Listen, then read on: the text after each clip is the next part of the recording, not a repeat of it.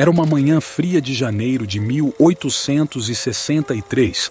Na Casa Branca, em Washington, o presidente dos Estados Unidos, Abraham Lincoln, encontrava-se em seu escritório, cercado por mapas e relatórios de guerra.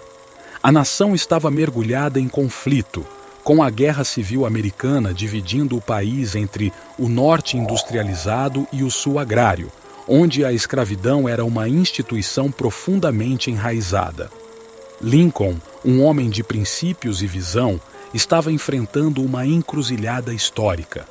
A escravidão havia sido o pano de fundo de décadas de tensões, e agora a guerra havia levado a questão ao centro do palco.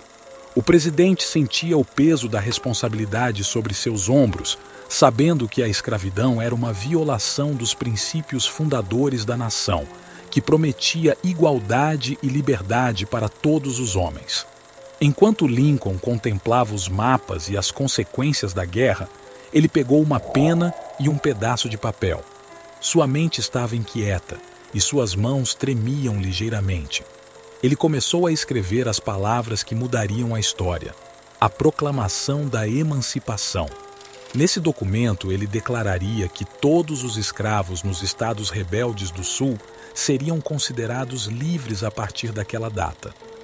As palavras fluíam da pena de Lincoln, e cada frase carregava o peso de sua convicção moral. Ele sabia que essa ação poderia inflamar ainda mais a guerra e alienar partes do país que ainda se mantinham neutras. No entanto, ele também acreditava que era necessário agir com coragem e determinação para pôr fim a uma prática tão cruel. Após horas de reflexão e revisão cuidadosa, Lincoln finalmente completou a Proclamação da Emancipação. Ele sentiu um misto de alívio e ansiedade ao olhar para o documento diante de si. Ele sabia que estava tomando um passo sem volta e que seu legado seria moldado por essa decisão. Em 1º de janeiro de 1863, diante da crescente multidão reunida em frente à Casa Branca, Lincoln leu em voz alta a Proclamação da Emancipação. A emoção na sua voz era palpável, e as palavras ressoaram nos corações daqueles que estavam presentes e de muitos outros em todo o país. A Proclamação da Emancipação não foi um fim para os desafios e conflitos da época, mas foi um passo importante na direção da igualdade e da justiça. Ela redefiniu a luta pela união, não apenas como uma guerra entre estados, mas como uma batalha pela alma da nação.